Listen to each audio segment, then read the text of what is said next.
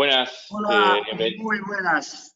Muchas gracias por sumarse. Qué lindo volvernos a encontrar en otra Trata Tech Talk. O bienvenido si es primera vez que te sumas a nuestro espacio. Somos una meetup en la que nos reunimos al menos una vez al mes, casi siempre para hablar de testing. Nos encanta hablar de testing, pero hay ocasiones como hoy en que seguimos hablando de tecnología, pero nos vamos a un tema muy actual, tan actual que sabe a futuro, Machine Learning, y para eso nos acompaña hoy desde la casa, nos viene de bien cerca, Rodrigo Quintana, quien es desarrollador de Abstracta. Bienvenido, Rodri. Creo que ibas a decir algo ahorita y ahí te pisé. Tu momento. No, mejor que empezaste vos. Iba a empezar a la introducción nomás. Ahí va. Bueno, bienvenido, Rodri, y bienvenido también todos, como ya decía, los que se suman. Recordarles a todos, y ya le doy la palabra a Rodrigo, de que en el panel de la derecha van a tener ahí, como siempre, la opción de dejar preguntas. Importantísimo que lo vayan haciendo durante la charla y así al final podremos tener ese espacio donde puedan aclarar cualquier cosa que les surgió duda o algún tema a profundizar o algo que capaz no se haya tocado. Nada, lo dejo entonces ya en manos de Rodrigo y nos estamos viendo al final para las preguntas. Buenísimo. Muchas gracias, Arca. Bueno, la idea de la charla de hoy es hablar un poco de Machine Learning. Primero, como introducir los principales conceptos, qué tipo, sobre todo me gustaría darle un enfoque práctico, qué problemas nos ayuda a resolver, qué tipo de algoritmos hay para elegir o para armar, y cómo es más que nada el proceso de desarrollo de un modelo, digamos, de algo que te ayude de principio a fin, algo que te ayude a resolver un problema de este estilo. Pero antes de arrancar, me gustaría conocer algunas cosas de ustedes, sobre todo qué conocimientos tienen previos, como para adaptar la charla a eso y evitar el momento donde hablemos donde no se entiendan algunas cosas. Entonces, como que para eso armé un Mentimeter, no sé si conocen, es como para hacer varias cosas, pero una de ellas es interactuar con el público y obtener respuestas en tiempo real. Así que ahí Arcadio les está pasando al chat un link a la encuesta. Así Enviado. vemos más o menos en qué estamos. Gracias. Ahí es básicamente una pequeña encuesta de conocimiento general de algunos temas que son relevantes para el Machine Learning. Y el 5 no es necesario ser experto en ninguna de estas cosas, de saber derivar todas las funciones posibles, etcétera, sino que cuando ven esos conceptos saben más o menos a qué se refiere y tienen como una idea general. Si tienen eso, ya son un 5. Si es la primera vez que escucharon esa palabra, sería no tengo idea, básicamente. No es un examen, mucho menos. Vamos Pero a esperar este unos público tú segundos. viste, ¿no? Está por encima del 5. Vamos arriba. Yo llené la primera, que estaba ahí antes, y la llené en base a que la universidad había algo al respecto, pero no me acuerdo de nada. Buenísimo, buenísimo. Esto nos da un poco una idea de cómo estamos con este tema. Es básicamente esto, los prerequisitos, si se quiere. Todo lo demás es entendible en la charla. Le damos unos segundos más y capaz arrancamos. A ver cómo estamos. Bastante bien. Bastante bien. Vamos a volver a la presentación. Bien. Bueno, partiendo de la definición personal, esta es una definición media personal, quería que sea sintética. El Machine Learning en sí lo que busca es capturar el patrón en una observación, digamos, un conjunto de observaciones, que básicamente nosotros normalmente queremos, los problemas de Machine Learning que podemos ver casi siempre tienen que ver con predecir un resultado numérico o clasificar algo o detección o lo que sea, pero siempre va a tener que ser en base a datos poder capturar la lógica principal que te ayuda a resolver el problema. Entonces es como que encontrar la señal en el ruido, cosas por el estilo. Como que creo que esto captura bastante la esencia. Y esto lo hace a través de ver muchos ejemplos, casi todos los algoritmos son similares, de ver muchos ejemplos de cómo se debería resolver el problema y a través de ello aprender la lógica principal, básicamente. Los tipos de problemas se suelen categorizar se suelen poner como en antagonismo, digamos, de acuerdo al nivel de involucramiento o de soporte que le damos al algoritmo, cuánto nos metemos en los humanos, digamos, en el entrenamiento, se clasifican en supervisado o no supervisado. Supervisado es que le damos la idea al algoritmo de cuál es un resultado correcto. Nosotros los humanos sabemos, por ejemplo, por poner un ejemplo de testing, ya que es el tema principal. Nosotros sabemos un caso de prueba, pensando en un caso de prueba, sabemos qué casos de prueba son críticos y cuáles no. No sabemos exactamente qué es lo que lo hace, pero tenemos una intuición, por ejemplo. Entonces, si tenemos una lista de casos de prueba y queremos enseñarle a la máquina a detectar o a clasificar cuando un caso de prueba es crítico, podemos decirle, bueno, este es crítico, este no, este sí, este no. Entonces le estamos dando una señal, digamos. En ese caso es una forma, un tipo de algoritmo que podemos usar para eso son los supervisados. Pero a veces no tenemos claro qué es lo que queremos encontrar, o más que nada queremos explorar, o lo clásico es cuando se quiere encontrar grupos. En un conjunto de datos se quiere encontrar grupos similares. Por ejemplo, en el área de marketing podría ser segmentos de consumidores. Tenemos datos de ellos, qué sé yo, la cantidad de tiempo que pasa en nuestro sitio, las compras, qué cosas compraron, etcétera, y nada más. Y le damos eso, digamos, al algoritmo, el algoritmo encuentra grupos en común, y eso se puede usar, entre otras cosas, para después armar segmentos y dar propuestas más personalizadas, por ejemplo. La otra gran forma de clasificarlo es de acuerdo digamos, a lo que se quiere predecir. Por ejemplo, si lo que se quiere predecir es un valor continuo, digamos, se suele llamar problema de regresión.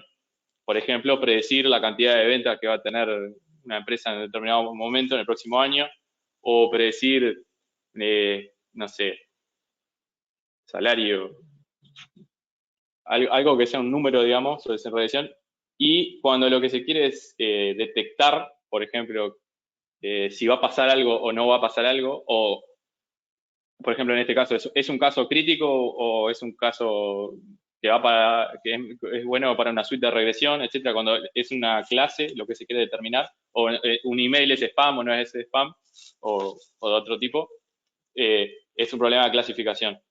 Y para cada uno de ellos se suele tomar approaches distintos, los modelos que se usan son distintos, etcétera.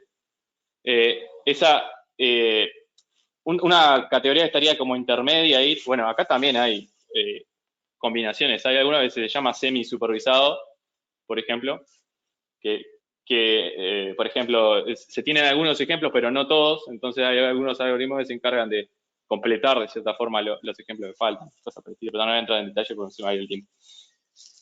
Y después hay otro paradigma, en donde yo le puse ahí semi-supervisado como para debatir, digamos, no vamos a debatir porque no es tan interactivo esto, pero que se le llama aprendizaje por refuerzo, reinforcement learning, que es como de las ramas más actuales o sea, de los últimos paradigmas que surgieron en el área. La idea es que hay una especie de involucramiento del instructor, pero el involucramiento no es para decirle qué cosas están bien o no. Por ejemplo, es más indirecto. Se trata de darle una noción de recompensa si llega algo interesante, o un castigo si no, y ahí darle libertad a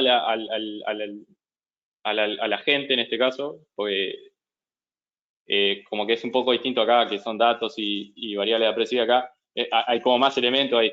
Es más parecido al aprendizaje en los sistemas biológicos, digamos, las personas, los animales. Se le enseña a un agente, que está el robotito representándolo, una estrategia para manejarse en un ambiente, por ejemplo. Yo qué sé, se le enseñaría, imaginémonos, en el caso de testing de vuelta, que queremos hacer un robotito que nos pruebe una aplicación. Entonces, lo que hay que hacer es enseñarle a la gente cómo recorrer la aplicación para maximizar alguna cosa. Yo qué sé, encontrar la máxima cantidad de crash en el menor número de tiempo, cosas por el estilo. Pero nosotros no sabemos qué es lo que tiene que probar. Lo que sí sabemos es que cuando hay un crash, lo voy a recompensar de alguna forma. También lo voy a penalizar si se demora mucho. Entonces, podemos poner una noción de controlar el tiempo. Y cuanto más tiempo demora, es peor. Y todo así. Entonces, con esas pequeñas nociones, la gente tiene que encontrar caminos óptimos. Es como más lo que uno más intuitivamente pensaría en cómo sucede el aprendizaje. Después, los modelos son una cosa central en el Machine Learning, porque en teoría lo que en esencia es lo que en esencia es el producto de un proceso de Machine Learning, es producir un modelo, una aproximación de una función que, dado algunas entradas, produce una predicción o una acción. En este caso, por ejemplo, las entradas son la recompensa y el estado, digamos, del ambiente, y la salida es una acción determinada. Dado cómo está el ambiente en este momento, yo voy a hacer un clic en este botón o voy a escribir tal input, tal cosa en un input. Entonces, siempre, o sea, todo se reduce a que es aprender una función arbitrariamente compleja, pero sigue siendo eso. Entonces, los modelos es el artefacto final del proceso.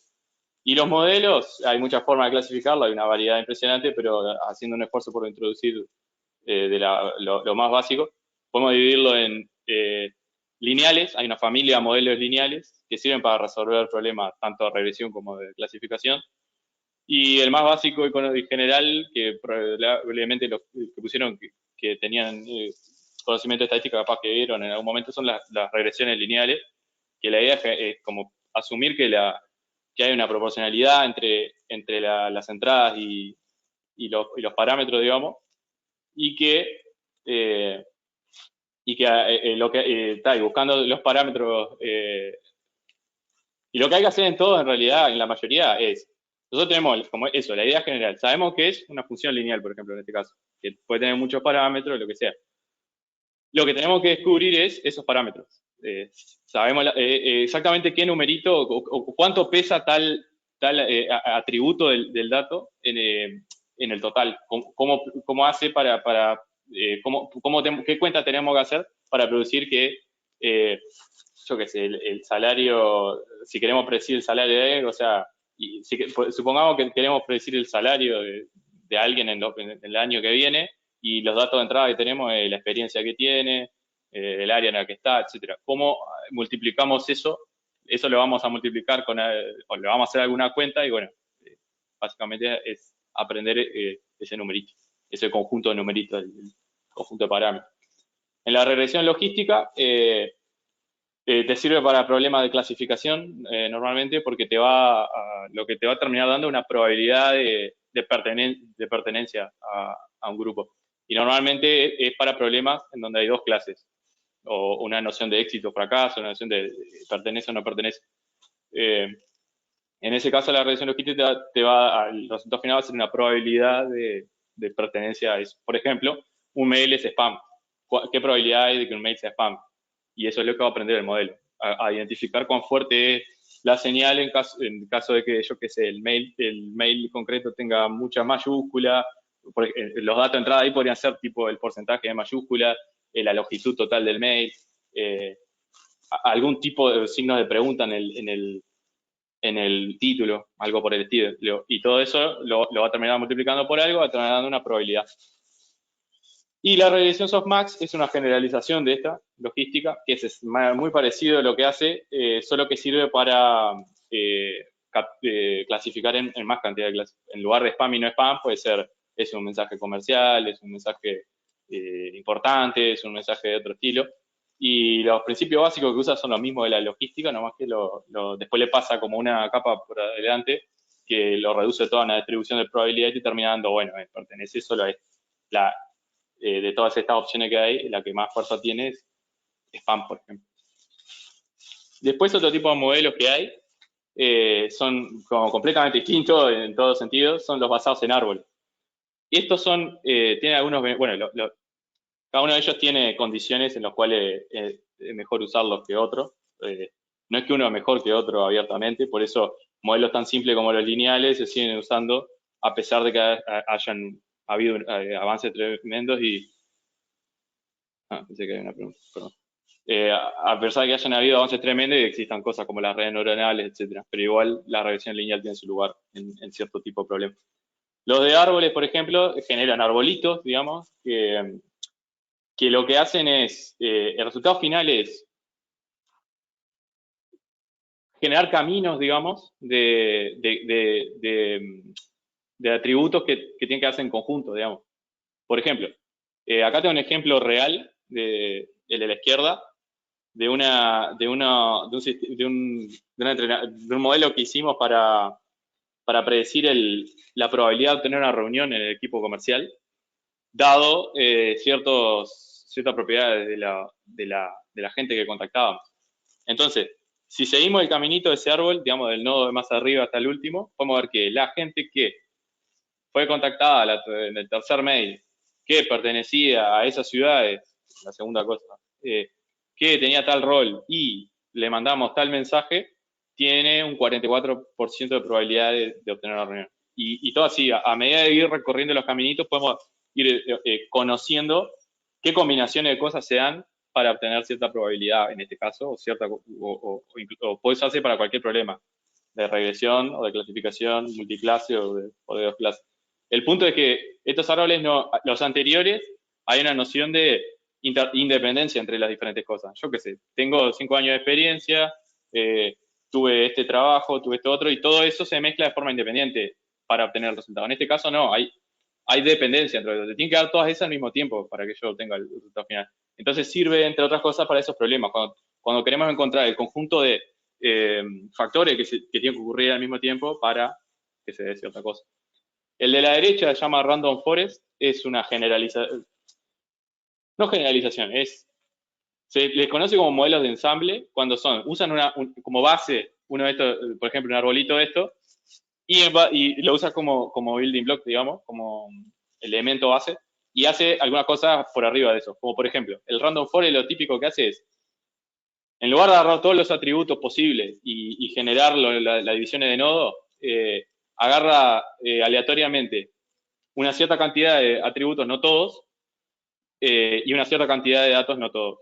Y genera muchos árboles de ese estilo con diferentes combinaciones. Esto, entre otras cosas, reduce el sesgo o demasiada dependencia ante uno de los atributos con respecto a los demás. Después cada uno genera su predicción y a lo último existe algún mecanismo de elección de la decisión final. En este caso, por ejemplo, es la votación. Por ejemplo, este arbolito dijo que, volviendo al ejemplo de un test de un test, la criticidad de un test, por ejemplo. Este dijo que era un crítico, este dijo que era no crítico, este dijo que era no crítico, y bueno, o hago un promedio de los tres, o elijo el que más votación tuvo y le doy la resultado final. Entonces, como lo que principalmente hace Random Forest es reducir la varianza, de cierta forma, del resultado, porque reduce las chances de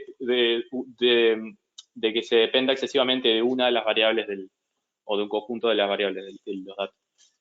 Y el de la más derecha, el que dice árbol de clasificación, es esencialmente lo mismo que el árbol de regresión, solo que en lugar de darte una probabilidad de algo o un número, te da una clase. Por ejemplo, en este caso, es un arbolito de decisión, de cierta forma, de qué hago si estoy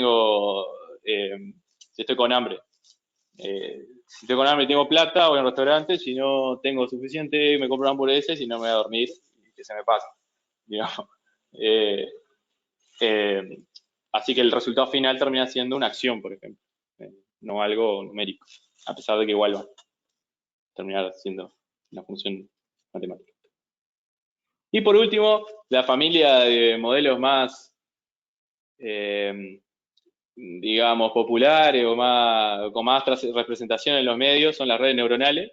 Primero porque son las que más se asemejan o más viven en la fantasía de lo que estamos haciendo es enseñándole a una máquina, digamos. Entonces, ¿qué hace?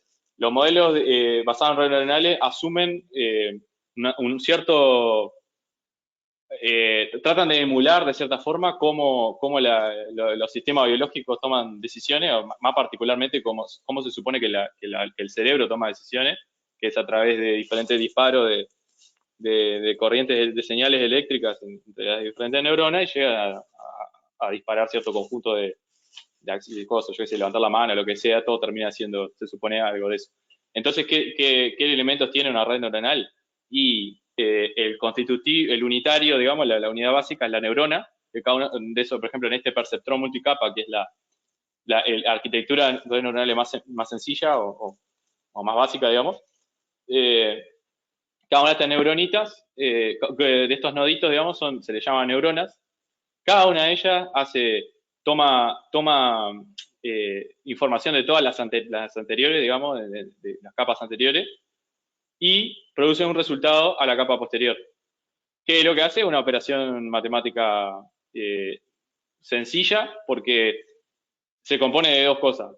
Una multiplicación, una combinación lineal, digamos, una multiplicación de matrices, que son, o sea, una de las matrices es la representación de todas las neuronas anteriores, más los parámetros especiales de esa capa.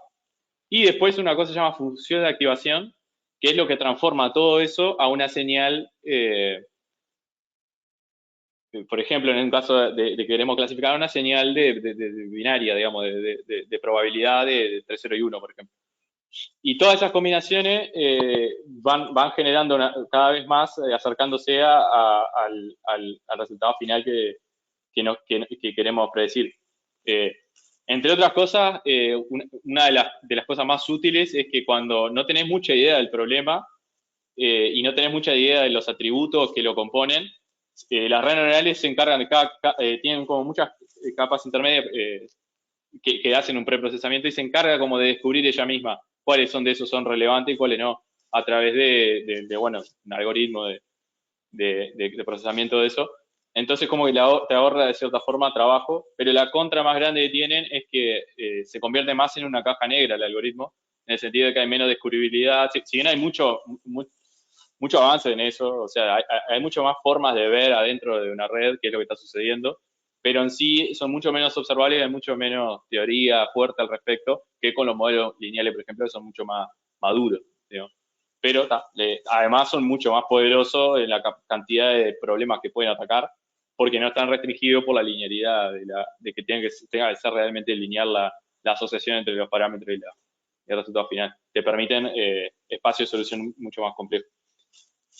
Hay tres como grandes tipos. El perceptrón multicapa es en donde las neuronas están conectadas entre sí y se le llama denso en el sentido de que no permite conexiones, o sea, tiene que sí o sí todas, por ejemplo, esta recibir el input de todas estas, esta recibir el input de todas estas, y todo así. Entonces, como es costoso computacionalmente, produce, para algunos tipos de problemas, produce soluciones muy frágiles, como por ejemplo la detección de imágenes. Si la detección de imágenes toma como input la información de los píxeles. Si vos le hiciste reconocer un auto, por ejemplo, y lo entregaste siempre con fotos en un mismo lugar al auto, y se cambia de lugar, por ejemplo, eso te puede romper el modelo, porque o sea, generó mucha dependencia o capturó el patrón de que este es un auto si está en esta zona, pero si le cambia de zona capaz que es otra cosa, por ejemplo. Esos problemas los soluciona, entre otras cosas, esta del medio, la red convolucional, que no entra en detalle porque se me va muchísimo. Pero, entre otras cosas, permite desacoplar, es buena para capturar objetos que se mueven, por ejemplo, captura la esencia del auto, no importa dónde esté, no importa en qué posición, no importa en realidad, pero es como menos sensible a ese tipo de cosas. Y después hay otro tipo, la red convolucional se usa muchísimo en computer vision, digamos, para reconocer imágenes, para autos, esto de los autos autónomos, que gran parte de lo que tienen que hacer es entender el entorno donde se mueven, y eso es imágenes, y tienen que reconocer semáforos, otros autos, distancias. Y esta es si bien no es una red convolucional únicamente, es la base sobre la cual se construye el modelo de reconocimiento de imagen. Después, la red neuronal recurrente es buena para capturar relaciones de orden, digamos, o de precedencia, como por ejemplo, una serie de tiempo en donde, no sé, el resultado en el futuro dependa de cómo sucedió en el pasado. No sé, querés predecir si va a ganar un cuadro de fútbol y capaz que alguna de las cosas que importan son los partidos, cómo le fue en los 3 partidos anteriores y cómo viene, si empezó ganando y después pató y ahora perdió, capturar esa idea de que va en declive. Todos los anteriores modelos tienen cierta independencia en ese sentido, cada observación la tratan como algo independiente.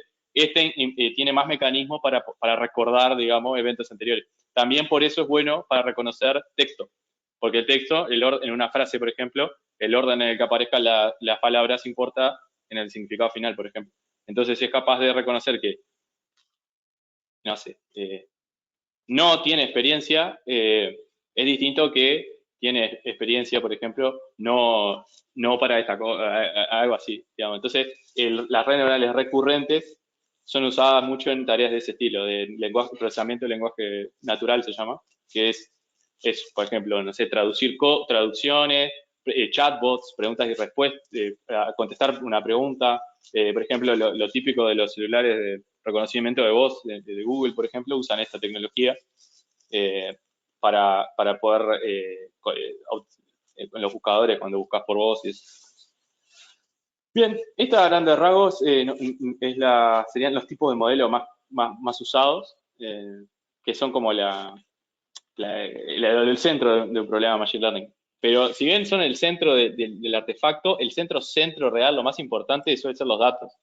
Entonces, para esa parte quería mostrarles cómo es un flujo de trabajo de un algoritmo de Machine Learning. Así es como, de un algoritmo, ¿no? De un proyecto de Machine Learning. Así es como más o menos se suceden las cosas. Primero partimos bueno, obviamente partimos del problema que tenemos que resolver y de saber los datos que necesitamos juntar para poder hacerlo. Después empiezan problemas de ingesta de datos, en esta parte, que lo importante acá es hacerlo de la forma más eficiente posible, etcétera. Después, los datos es muy probable que no vengan perfectos. En el mejor de los casos vienen en un formato lindo como una tabla, un CSV, una base de datos, lo que sea, pero también puede venir de un montón de lugares y haber que consolidarse, etcétera. Entonces acá hay una etapa de consolidación, además de limpieza, por ejemplo, algunos datos no tienen mucho, no aportan demasiado, o tienen demasiados datos nulos, o demasiados datos corruptos, etcétera. Entonces, una parte muy importante que lleva mucho tiempo es esa limpieza de los datos. Y también la calidad de los datos en sí, porque más allá de que me centré en los modelos, hoy hay mucha, o sea, hay un ecosistema muy fuerte por sobre eso, entonces la gran mayoría de veces no hay que construir algo de cero, sino que hay que usar la amplia variedad de librerías y cosas que hay en la vuelta, y más que nada entender la API de esas cosas, digamos, qué parámetro uno puede tocar y cómo espera recibir los datos y qué nos da, digamos. Entonces, la gran mayoría del trabajo se encuentra en la preparación de los datos, en que los datos sean suficientes, que no estén sesgados, que haya suficiente cantidad de observaciones de cada una de las opciones, etcétera, que no haya demasiada representación de una cosa, como por ejemplo, si queremos predecir spam, que no haya 80% spam y 20% de no spam, o al revés, porque todas esas cosas van a influir en la calidad del dato, del modelo, porque el modelo esencialmente infiere la información o el patrón de los datos. Si los datos son basura, el modelo va a ser basura por más fantástico que sea, por más red neuronal convolucional que esté por encima. Entonces, se gasta mucho tiempo y recursos acá. Después hay una etapa de entrenar el modelo, o sea, mostrarle los datos, que aprenda el patrón y probarlo. Probar cuán buena fue esa clasificación, cuán robusta, cómo puede generalizar a escenarios que nunca vio, etcétera. Y en base a eso, probar otras opciones, etcétera, en loop, digamos. Y finalmente, cuando tenemos un candidato bastante bueno, puede terminar acá, puede ser un análisis y decir, bueno, esto es lo que obtuvimos del problema. Lo más típico es que eso forme parte de un producto mayor, por ejemplo, una aplicación Netflix que te recomienda qué película te gusta, por ejemplo. Entonces hay toda una parte donde se transforma en un producto común de software, en donde el modelo es un artefacto que tiene que ser servido de alguna forma, por ejemplo, un servicio web o como parte de una aplicación o lo que sea. Y ahí hay un montón de otras, es un área en sí misma prácticamente, se llama MLOps, que tiene que ver con todas las cosas que tener en cuenta para mantener un modelo en producción y evitar la degradación con el tiempo, porque es inevitable. El modelo está hecho en base a una hipótesis, digamos, y si el mundo cambia, o por ejemplo viene una pandemia, los modelos que eran pre-pandemia de cuántos vuelos iba a haber en determinado momento, claramente no, quedaron obsoletos o hubo que hacerle una actualización grande. Entonces, hay un momento donde hay que volver a reentrenarlo, hay que ver cómo hacer eso, si se lo reentrena con cada nuevo dato, si se lo hace en batch, etcétera. Si hay cuánto interviene un humano en eso, o si es un proceso completamente automatizado, etcétera. Bien, se me fue el tiempo como calculé, así que voy a pasar a mostrarle un ejemplo práctico, me parece que puede estar bueno para bajar a tierra todas estas cosas. Acá iba a hablar un poco, entrar en detalle en cada una de estas etapas, pero vamos a hacerlo con el ejemplo, que va a ser más entretenido. El ejemplo que les traigo es un dataset real de una página que es muy famosa en el mundo de Machine Learning y Data Science, que se llama Kaggle. Kaggle, entre otras cosas, organiza competencias y eso, de quién hace el mejor modelo o algo por el estilo, y suelen haber premios interesantes, las empresas invierten bastante en este tipo de cosas. Por ejemplo, Netflix, uno de los modelos recomendadores, que surgió en una competencia de esta, y pagó, no sé si $1 millón, una cosa por el estilo, al ganador, y no sé si no terminó trabajando para ello. Lo central es que en esa página se puede registrar, es gratis, y tiene muchísimos datasets, y pueden ver análisis que hacen otras personas y eso para aprender del tema. Está muy bueno. Después, las tecnologías que usé para este ejemplo son, bueno, Python, que es uno de los lenguajes más maduros en este ecosistema, en este tema de Machine Learning. NumPy, es una librería ahí para procesar, más que nada para hacer cosas de álgebra lineal, que necesitan casi siempre las otras librerías, como que se basan en NumPy.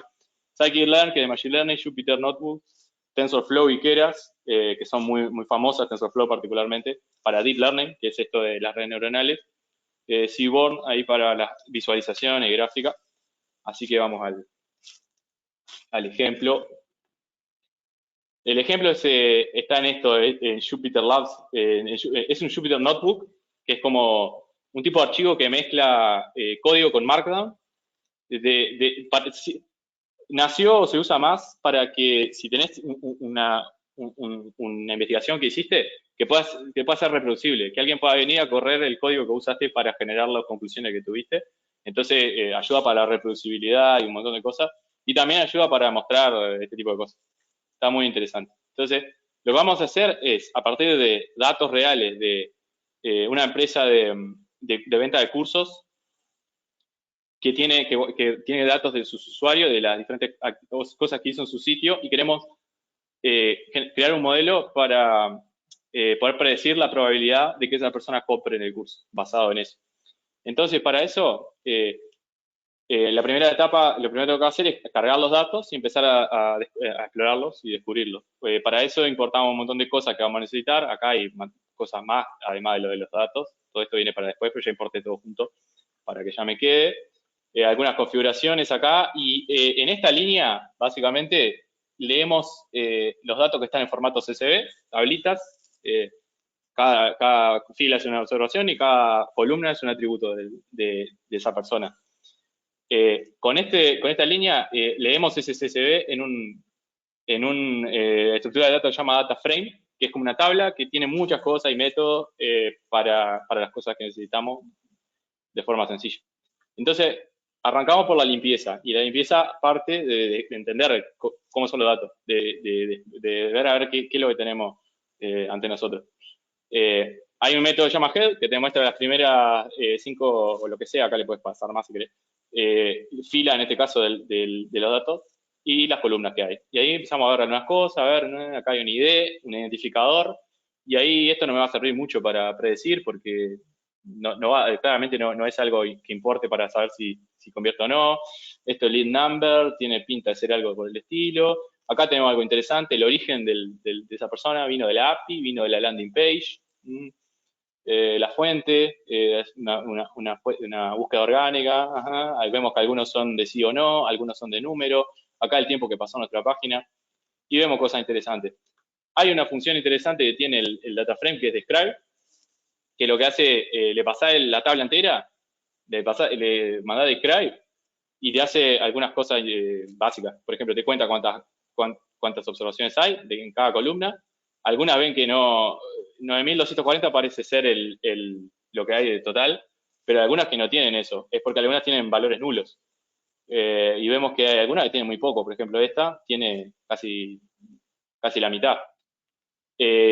Nos hace, de los campos numéricos, nos hace la media, la deviación estándar, el mínimo, algunos percentiles, el máximo. Entonces, esta es una general de la distribución de los datos en cada columna. Y notamos alguna cosa. Bueno, hay unas que tienen valores nulos porque no llegan al total este. Hay algunos campos booleanos que vimos que es converted, por ejemplo, y converted tiene pinta de ser lo que queremos predecir. Porque la conversión es lo que en marketing digital se suele llamar el objetivo con esa persona, que típicamente es comprar, pero también puede ser algo intermedio. Empezamos a ver qué valores puede tomar cada columna. Bueno, esto está en el orden de los miles. No me sirve para nada igual porque es un identificador. Y acá las que son de texto, que tienen como algunas estadísticos particulares. Por ejemplo, en lugar de tener media, desviación estándar y todo eso que son para números, tiene el número total de ocurrencias. ¿Cuántos únicos hay? En este caso, Prospect ID es el identificador, por lo tanto tiene sentido que todos sean únicos. Y hay un solo, y después te dice acá la moda, digamos, el que más se repite, y la frecuencia. Una vez el que más se repite, pues son todos identificadores. Y así vamos viendo. En algunos notamos que hay una sola, por ejemplo acá, frecuencia de ocurrencia. No, acá no notamos eso. Bueno, había uno que era solo un tipo de valor, ponele. Por ejemplo este, magazine. Es solo un tipo de valor. La única opción es no me agrega nada de información. Entonces lo saco. Lo que quiero mostrar con esto es, acá vamos tomando este tipo de decisiones. Algunas columnas no me van a servir, otras hay que transformarlas un poco, etcétera. Y ahí vamos usando más información, más cosas que nos da el Pandas en este caso, que es la herramienta de análisis de datos. Acá podemos sacar solo los que son nulos y acá sumar a ver cuántos hay de cada columna, y ahí vemos. Y podemos tomar decisión como quedarnos con algunos nulos, sacar todos los nulos para afuera, y esa es la que tomé yo. Dije, voy a sacar todos los nulos para afuera porque se me va a complicar generar algo interesante si tengo muchos valores nulos. Después, acá, por ejemplo, hago los que están en yes y no me van a servir así porque es un modelo matemático, los voy a transformar en alguna señal numérica. A los yes le pongo 1, a los no le pongo 0, y después le aplico este mapa, este diccionario en Python, a todas las columnas que son así, y las dejo con 1 y 0. ¿Ven? Las que decía yes o no, ahora quedan 0, 0, 1, 0, 1. Ya está en condiciones más lindas como para poder hacer cuentas con ellas. Después viene una etapa de análisis exploratorio, que típicamente es, bueno, ya tengo más o menos una idea de cómo están los datos, qué columnas me sirven, qué no. Voy a intentar entender cómo se relacionan entre ellas, cómo se relaciona con la variable que quiero predecir. Y ahí hago algunas grafiquitas típicamente que me permita visualizar mejor eso. Acá, por ejemplo, puedo ver de cada una de las fuentes, API, landing page, etcétera, puedo ver qué porcentaje de conversión hubo en cada una de ellas. Veo que en algunas es bastante alto. Es una columna que va a estar interesante, que me va a agregar información, porque dependiendo de dónde viene, me da más porcentaje de conversión. Hay algunas, esta también, hay algunas que no tanto. Esta, por ejemplo, no me aporta mucho, porque viene medio parejo, 30 y algo de porcentaje, y esta tiene una variabilidad tremenda. Y esas son las cosas que voy observando. Acá, por ejemplo, me hice una distinta, un histograma, que me da la idea de cuántas observaciones hay en cada nivel de tiempo en el sitio web, en este caso. Vemos que hay como una cosa rara ahí, una distribución bimodal, parece, que en realidad es como que dos procesos están sucediendo acá al mismo tiempo, y eso como que me da la pauta de seguir investigando. Bien, entiendo los datos, tengo una idea de cuáles columnas van a servir, aplico todo lo que encontré por acá, saco algunas columnas, a otras las transformo en variables, las que tenían tipo, esta que era de fuente, de dónde viene, de la API, de la landing page, la tengo que transformar de una forma que sea un número, o sea que una forma típica es hacer esto que se llama one hot encoded, que es en lugar de que sean opciones dentro de una columna, transformarla en muchas columnas que sean tienes opción, no tienes opción, tienes opción, no tienes opción, etc. Entonces nos transforman todo en ceros y uno y, como siempre, nuestro objetivo fuera hacer cuentas con ellos. Y acá nos queda esa transformación. Vieron, por ejemplo, lead, origin, landing page, es una columna, no es más una observación de la cosa. Y la columna va a tener 1 donde el tipo tiene este coso y 0 en el resto. Lo mismo esto. Donde es add form va a tener 1, en el resto va a tener 0. Y ya tenemos algo mucho más en condiciones de ser una matriz, digamos, ya poder hacer cuentas con ello. Y ahí es donde nos ponemos a probar distintos modelos. Un modelo que se me ocurre para este problema es el de la regresión logística, que habíamos visto al principio, que me da el output de eso era una probabilidad de ocurrencia, una probabilidad de que el lead de que la persona compre un curso. Así que pruebo este modelo. Y miren qué fácil que es, o sea, qué pocas líneas se necesitan para tener algo ya mínimo. Por ejemplo, en este caso, me pasé un montón de cosas porque no da el tiempo, pero acá, por ejemplo, una cosa típica que se hace es, no se entrena sobre todos los datos que tenemos, porque no queremos que el modelo memorice los datos. Queremos que él capture el patrón principal, pero siempre tener una forma de probar a ver qué tal le va. Entonces, una de las cosas que dividimos es en datos de prueba y datos de entrenamiento. En lo de prueba jamás corremos el algoritmo. En lo de prueba solo lo usamos para evaluar cómo bien le va. Y lo corremos en el de entrenamiento para que él vaya aprendiendo las cosas, pero y que pruebe cómo le va y cambie solo en ese set. Entonces, una vez que tenemos ese set, hacemos algún otro preprocesamiento que no me va a dar el tiempo para explicar, pero acá les dejo alguna descripción para que vean por qué hay que preprocesar un poco más. Y acá empezamos a entrenar, propiamente dicho. Usamos scikit-learn, que es una librería de Machine Learning de Python, Machine Learning clásico, digamos, que son estos modelos de árboles y lineales. Y acá estamos instanciando el modelo de Logistic Regression. Acá le pasamos el método fit, que es tipo entrenar, básicamente. Le pasamos los datos de entrenamiento y los valores que tiene que tener realmente, tipo, qué se espera de cada uno de estos que convierta o no convierta. Y acá nos guarda una regresión lineal entrenada ya, con esta línea. Obviamente tuvimos que hacer bastante antes de preprocesamiento. Y ahora que ya tenemos entrenado el modelo, podemos estimar la calidad. Y una de las cosas que se usa para estimar la calidad de un modelo de clasificación es el porcentaje de precisión, digamos. De cuánto le pegó de los que clasificó. Y le pegó un 76%. Es un modelo más o menos, pero teniendo en cuenta que no hicimos absolutamente más nada a nivel de tocar el modelo, que usar las cosas por defecto, no está tan mal. Y si lo probamos este es el de prueba, en el que nunca vio. Estos son datos que nunca vio y les fue así. A los que vio les fue un poco mejor, pero tampoco mucho mejor. Y hay otra cosa que se usa, que da un poco más de datos, que se llama matriz de confusión, que da un poco más de información respecto a todas las posibilidades que había de pegarle o no pegarle y de cuántos había de uno y de otro, y saca algunas métricas que nos sirven para evaluar la calidad de ese modelo. Lo típico es la precisión y el recall. La precisión, y esta es la matriz de confusión. Las cosas que están más en fuertito, así como más cálidas, son las que están bien, digamos. Este no convirtió y lo clasificó como que no convirtió. Este convirtió y lo clasificó como que convirtió. Esto pasó algún falso positivo y este falso, o sea, acá dijo que me iba a comprar el curso, pero en realidad no me compró. Y este dijo que no me iba a comprar, pero en realidad me compró. Estos dos son los que están mal, digamos. Y en base a hacer tipo divisiones entre ellas, sacamos algunas métricas, como esta, que nos ayuda a evaluar cuán bueno fue el modelo. Y después podemos probar un modelo alternativo, que es en este caso una red neuronal, y que iré a probarlo porque es como lo más... como decía hoy, lo más popular o que está más en boga en los medios. Y hay un framework que es muy sencillo para probar esto, que es Keras, que es como una API de alto nivel por arriba de TensorFlow, que es como el motor de procesamiento real, pero que, por ejemplo, con estas líneas podemos armarnos una red neuronal, de estas de perceptrón multicapa, que son las más sencillas, con 128 neuronas acá, la segunda capa tiene 256, esta tiene 128, y la última capa es la que me va a transformar en la distribución de probabilidad real, tipo me va a terminar dando algo entre 0 y 1.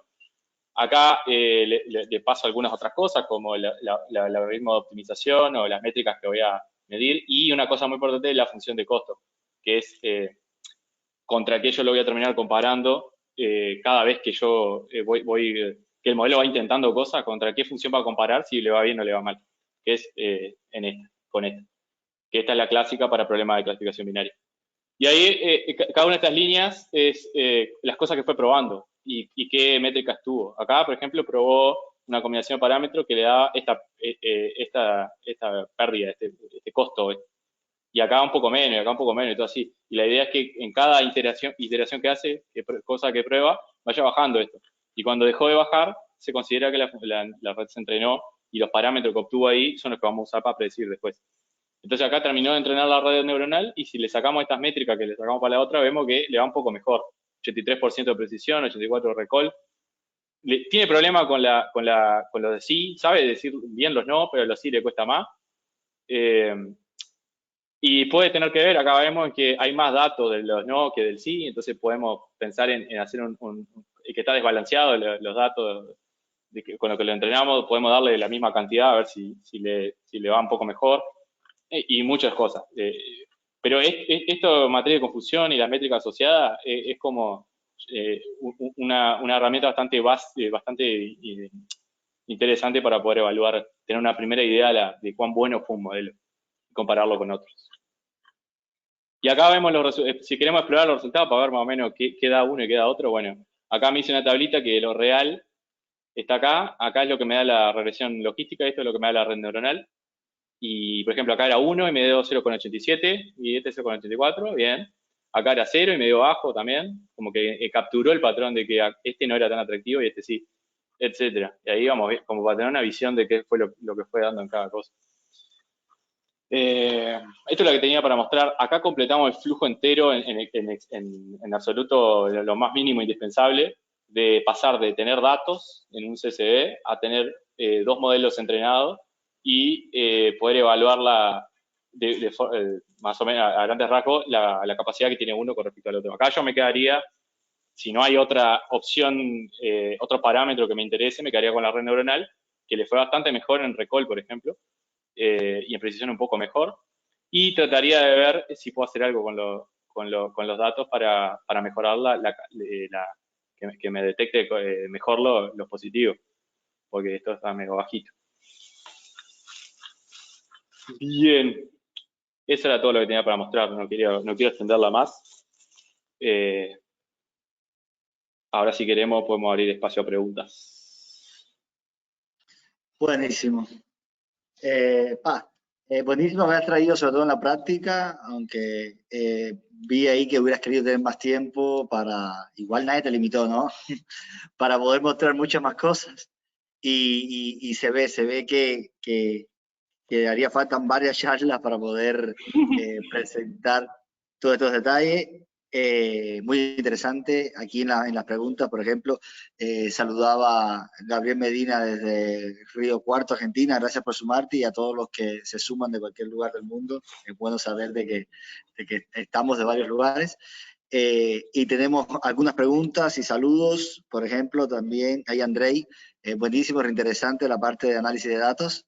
También Andrei hace una pregunta sobre la librería Pandas, si está solo para Python. Originalmente seguro que sí, porque es más, la gran mayoría de las cosas que usa por atrás es NumPy, que es una librería solo de Python, pero la verdad que no sé si no tiene soporte por algún otro lenguaje. Porque, por ejemplo, TensorFlow, que también había nacido solo como para Python, sé que tiene soporte para al menos Java y creo que C++. Así que probablemente, si bien no haya, puede no ser Pandas, puede haber una librería con la filosofía de Pandas. O sea, al menos las API principales que se mantengan. Buenísimo. Ahí el amigo Ricardo Boleo también hacía una pregunta. ¿Qué herramientas nos recomiendas para la limpieza de los datos, para evitar datos sensibles, entre comillas, en la info de entrenamiento? Infosensible, me imagino que se refiere a credenciales, cosas por el estilo, yo no conozco de alguna particular, si es por ese lado, no conozco de alguna particular, porque no me ha tocado proyecto en donde necesite usarla. Pero como herramienta en el ecosistema de Python, al menos para la parte de análisis de datos, Panda es bastante suficiente. También estoy pensando también, capaz para la etapa previa de preprocesamiento, también hay algunas que te ayudan a procesar grandes volúmenes de forma eficiente, como Hadoop y alguna Spark, creo que es la otra. Pero de ese estilo no conozco para datos, para temas de seguridad. Ahí va. Aquí se sumaron otras preguntas, gracias, y todavía están a tiempo, así que sigan haciendo. Paola Duarte pregunta, hola, con tu experiencia, ¿crees que haciendo los ejemplos de Kaggle se puede aprender o es mejor primero hacer algún curso teórico para tener los conceptos claros? Yo la verdad que hice primero los cursos y después vi lo de Kaggle, así que estoy medio sesgado, pero depende, en general Kaggle yo creo que viene en un momento posterior, sí, del aprendizaje. Creo que primero hay que tener, me parece un poco claro, por lo menos el pipeline general de un proceso de esto, como lo que venía a presentar acá, qué cosas hay para hacer, análisis de datos, modelos, etcétera, y tener una idea más o menos de cómo funcionan los modelos principales y las API más generales de entrenamiento, como por ejemplo esto de Fit, Predict, etcétera, porque en los ejemplos de Kaggle suelen no ser o no están prestando atención a la parte didáctica. Es más, tipo, presento el análisis que hice y medio que comento muy poco, o sea que tenés que tener algo de idea de cosas. Me parece que viene en un momento posterior a los cursos. Incluso los cursos, tampoco estamos hablando de mucha formalidad. Por ejemplo, Coursera, Udacity, Udemy incluso, dan mucho material gratuito si no necesitamos certificado, que se pueda aprender bien las cosas más básicas. Muy bien. Ahí Gabriela Medina decía que le gustó mucho la parte de práctica y lo que menos le gustó fue la parte más introductoria al inicio. Parece que quería que todo fuera práctico porque en verdad se aprovecha muchísimo y se logra entender todo eso de la práctica, pero sin duda también esa introducción ayuda a los que capaz no lo han visto nunca, puedan tener primero ese estatus. Así que capaz necesitamos ahora más tiempo, pero buenísimo. Gracias ahí por el feedback, Gabriela. Laura Uría dice, muy interesante la charla, me ayudó a entender el concepto, muchas gracias. Buenísimo. También dicen acá, muchas gracias, fue bien construido, ¿será posible disponer de este análisis tipo set de datos y Jupyter Notebook? Sí, es más, acá lo pasé medio largo, pero dejé un link al repositorio donde está esto, lo subí a un repositorio público mío, digamos, así que si entran ahí van a ver todo. Y los datos, y el link a los datos, al dataset también para reproducirlo en sus máquinas. Y tocar, y probar cosas. Estaría buenísimo que puedan probar bastantes cosas, porque no me dio el tiempo para lo que tenía pensado de más variedad. Así que buenazo. Ahí va, dice que excelente, que eso es muy bueno. Acá también pregunta Adriana Guerra, pregunta, ¿se puede trabajar en R para Machine Learning? Yo en mi desconocimiento preguntaba qué era R, ahí me aclaraba R Project, un software estadístico de la versión gratuita de C++, por si alguien no lo conoce. Sí, R, bueno, yo cuando aprendí estas cosas lo aprendí en R primero. R se usa mucho tengo entendido, en la academia, más para por ejemplo, probar cosas nuevas y producir papers y cosas por el estilo. Sí, tiene un soporte gigante para Machine Learning. Es más, estas librerías tipo Pandas están inspiradas, o las API al menos están inspiradas mucho en la librería de R que se llama Tidyverse, creo que es algo así, que tiene como algunos flujos de limpieza no me acuerdo ahora mucho, pero sí, se puede hacer Machine Learning en R. Lo que sí es que Python está, como es un lenguaje de propósito general, a diferencia de R, que es especializado en procesamiento estadístico, lo que te ayuda es que hay más posibilidad de llevar a producción los modelos, es más sencillo al menos, porque la creación del modelo y la puesta en producción la hacen en el mismo ecosistema. Entonces, como más, en R tendrías que producir un artefacto o algo y después consumirlo con algún otro lenguaje. Pero son detalles nomás que... Y también hay mucho más soporte de Deep Learning en Python. Deep Learning es todo lo de redes neuronales. Pero TensorFlow también tiene una API en R, así que tampoco estaría muy limitado. Pero la idea es, la respuesta es sí, R se usa mucho para Machine Learning. Una consulta. Ponías algunos ejemplos durante la charla con el tema de algunos elementos donde ya se usa. Mencionabas Netflix, por ejemplo. Sí. ¿Dónde más crees que interactuamos donde está Machine Learning por el medio? Como para saber si es un tema muy de futuro o es que ya está en nuestras vidas a diario. No, yo creo que el aprendizaje supervisado, que es como lo más maduro, ya está en nuestras vidas y bastante metido. Digamos. Cada vez que hay algo de recomendación de por medio, casi todo sucede con algo de esto. Cualquier cosa de consumo de contenido, Netflix, YouTube, TikTok, Twitch, Mercado Libre, todo lo que es recomendación, casi que todo se hace con Machine Learning porque suele ser bastante barato en comparación a tener que hacer esa recomendación a mano, digamos, o por otra vía. Y hay mucha madurez de herramientas y cosas. Como vieron acá, no hay que hacer tanta cosa de código, digamos. O sea, hay mucha madurez de desarrollo de cosas. Entonces, como que se masivizó el tema este. En términos de, por ejemplo, hablabas de una que ayuda mucho a predecir cosas, ¿no? Y, por ejemplo, esto de cambio en bolsa, de moneda, que hay software por ahí, que hay personas ganando dinero, ¿esto ayuda? ¿Sabes si hay alguien que lo usa, se ha hecho rico o en verdad son bastante aleatorios y no ayudan tanto? O, por ejemplo, en juegos de estos del azar. Yo sé que se usa, obviamente que se ha intentado aplicar esto muchísimo ahí. Mi opinión es que el que si le sirve a alguien, no lo dijo. Y se lo guarda para el mismo.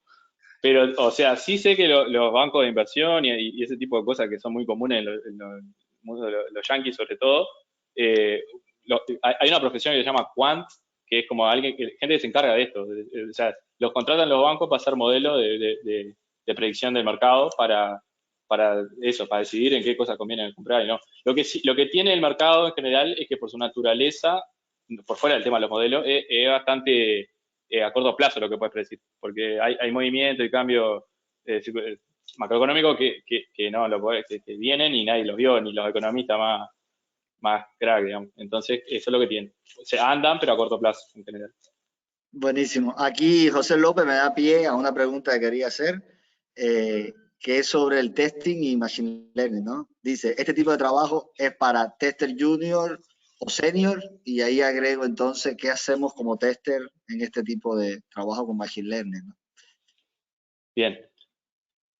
Ahí es donde yo no sé demasiado. Lo que sí sé es que hay muchas vías por las cuales el machine learning se mezcla con el testing, ¿no? Una de ellas es a través de desarrollar herramientas que le den soporte al tester, como por ejemplo en el caso de Abstract se me ocurre Aptim, que el machine learning en sí está construido en la herramienta de soporte para que el tester use y se vuelva más eficiente en su trabajo, porque cierta parte de trabajo manual, más o menos lo mismo que aporta la prueba automatizada de cierta forma, se hace a través de la máquina y la relación con el tester es más de interpretar esos resultados más que de la búsqueda. Por otro lado también está el tema de que hay ciertos elementos que, para empezar el tester manual específicamente, que son difíciles de automatizar o que queden completamente transparentes en estas cosas, que es, por ejemplo, la calidad de los datos.